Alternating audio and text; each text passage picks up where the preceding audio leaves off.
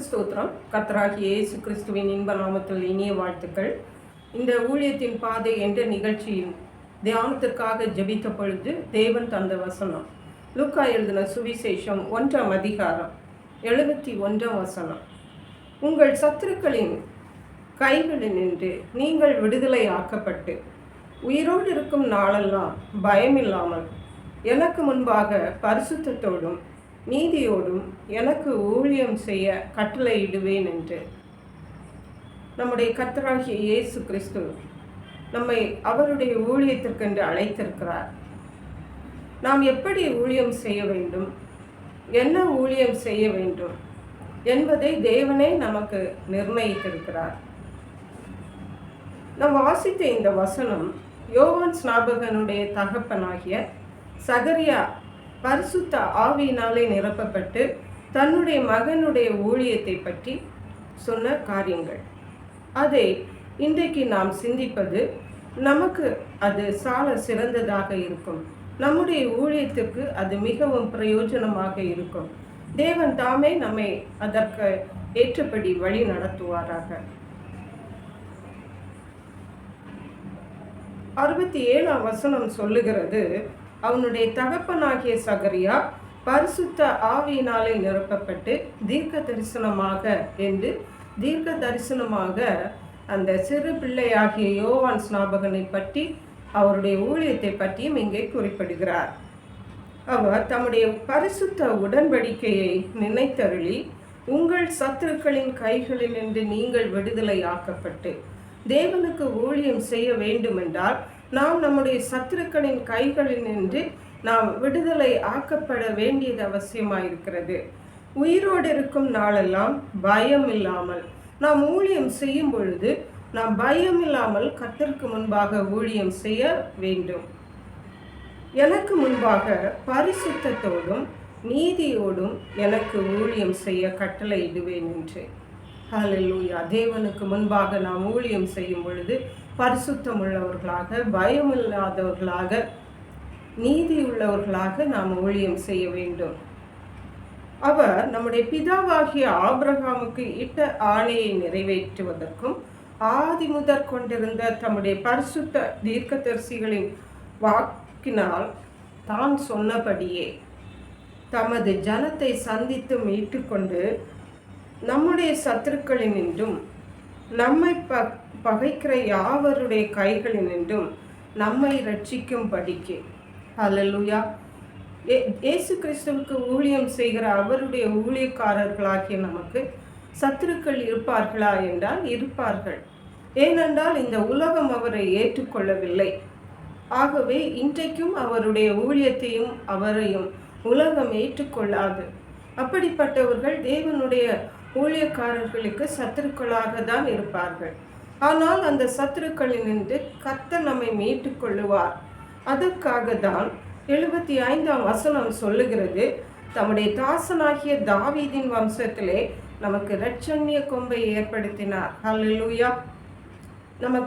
தமக்கு ஊழியம் செய்கிற தம்முடைய பிள்ளைகளை அவர் எப்படி பாவங்களினின்று ரட்சித்தாரோ அப்படியே அவர் தம்முடைய ஒரே பேரான குமாரனை அனுப்பி நம்மை பாவங்களினின்று ரட்சித்தது போல நம்முடைய சத்துருக்களினின்றும் அவர் நம்மை மீட்டு கொள்ளுவார். 76ஆம் வசனத்திலே சகரியா தீர்க்கதரிசி சகரியா தீர்க்க தரிசனமாக சொல்லுகிறார், நீயோ பாலகனே உன்னதமானவருடைய தீர்க்கதரிசி என்னப்படுவாய். நீ கர்த்தருக்கு வழிகளை ஆயத்தம் பண்ணவும். யோவான் ஸ்நாபகனுடைய ஊழியம் இயேசு கிறிஸ்து இந்த உலகத்திலே பிறப்பதற்கு முன்பதாகவே அவர் இங்கே பிறந்து இங்கே இயேசு கிறிஸ்துவின் ஊழியம் துவங்குவதற்கு முன்பதாகவே அவருடைய ஊழியத்திற்கு வழியை ஆயத்தம் பண்ணுகிற ஊழியம் அதைத்தான் செய்தார். இன்றைக்கு இந்த இயேசு கிறிஸ்துவின் வருகையின் சமீபமான நாட்களில் அவருக்கென்று ஊழியம் செய்து கொண்டிருக்கிற ஊழியக்காரர்களாகிய நாம் ஒவ்வொருவரும் திட்டமும் தெளிவுமாக தெரிந்து கொள்ள வேண்டியது என்னவென்றால், நாமும் இயேசு கிறிஸ்துவின் 2ஆம் வருகைக்கு நாம் அவருக்கு வழியை ஆயத்தம் பண்ணுகிறவர்களாய் காணப்பட வேண்டும். நம்மை ஆயத்தம் பண்ணுகிறவர்களாய் காணப்பட வேண்டும். ஜனங்களை ஆயத்தம் பண்ணுகிறவர்களாய் காணப்பட வேண்டும். நம்முடைய ஊழியத்தின் முக்கியமான நோக்கமே அதுதான். ஹல்லேலூயா. நமது தேவன் 77ஆம் வசனத்திலே சொல்லுகிறார், நமது தேவனுடைய உருக்கமான இரக்கத்தினாலே அவருடைய ஜனத்துக்கு பாவ மன்னிப்பாகிய ரட்சிப்பை தெரியப்படுத்தவும் அவருக்கு முன்னாக நடந்து போவாய். ஹல்லேலூயா. இன்றைக்கு நம்முடைய ஊழியங்களிலே இயேசு ரட்சிக்கிறார், இயேசு உங்கள் பாவங்களை மன்னிக்கிறார், ரட்சிப்பை பெற்றுக்கொள்ளுங்கள் என்றெல்லாம் நாம் பிரசங்கம் பண்ணுகிறோம், நாம் அவர்களுக்கு எடுத்து சொல்லுகிறோம். ஆனால் இதன் பின்னால் இருக்கிற காரியம் என்னவென்றால், நாம் இதை எப்படி எதனால செய்கிறோம் என்றால், நமது தேவனுடைய உருக்கமான இரக்கத்தினால மட்டும்தான் செய்கிறோம். நம்முடைய எந்த தாளந்துகளினாலோ, நம்முடைய எந்த செல்வங்களினாலோ, நம்முடைய எந்த அந்தஸ்துகளினாலோ அல்ல, நமது தேவனுடைய உருக்கமான இரக்கங்கள் நம்மையில் இருப்பதினாலும் அவைகள் நம்மை வழி நடத்துவதினாலும் தான் தேவனுடைய இந்த விலையேறப்பெற்ற ரட்சிப்பை நாம் மற்றவர்களுக்கு எடுத்து சொல்லுகிறோம். ஹல்லேலூயா. அந்தகாரத்திலும் மரண இருளிலும் உட்கார்ந்திருக்கிறவர்களுக்கு வெளிச்சம் தரவும், பாவத்தின் பிடியில் சேற்றில் இருக்கிற ஜனங்களுக்கு இயேசு கிறிஸ்து என்ற நற்கந்தத்தை நாம் சொல்லுகிறோம். ஹல்லேலூயா. நற்வாசனையை வீசுகிறோம். இவையெல்லாம் அவர்களை வெளிச்சத்திலே கொண்டு வருவதற்கு, இயேசு கிறிஸ்துவிடத்தில் கொண்டு வருகிறதற்கு இது நம்மாலே முடிகிறதில்லை.